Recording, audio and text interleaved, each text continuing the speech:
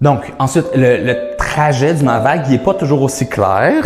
OK? Fait qu'il sort du crâne, ça on le sait, il passe en arrière de l'oreille, fait que dans le trou déchiré postérieur, qui est le trou dans lequel il sort en arrière de l'oreille.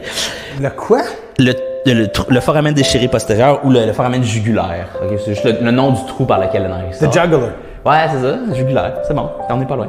Il va passer dans ton cou, il va voyager avec ta jugulaire, puis une fois qu'il rentre dans tes poumons, il va comme se séparer, puis là, une fois qu'il passe ton diaphragme, il va vraiment se séparer puis aller partout. Puis aller partout pour Stimuler aider tout. OK? Pour stimuler, OK? C'est vraiment stimuler les organes. Ouais, ouais. Ben, à ce qu'il y ait une fonction normale, dans le fond. À ce que ton estomac soit capable de broyer la nourriture, libérer son acide chlorhydrique, à ce que ton pancréas soit capable de libérer ton insuline puis tes enzymes digestives, à ce que, tu sais, toutes ces choses-là.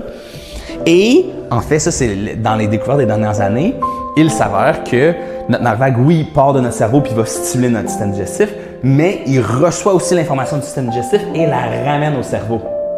OK. C'est un chemin. C'est pas un one-way. C'est pas un one-way. C'est pas comme les rues à Montréal. C'est pas un one-way. Les rues à Montréal, il y a juste des cônes. Fait que y a-tu des cônes dans celui-là aussi, par exemple? OK, il n'y a pas de cône. Il n'y a pas de détour.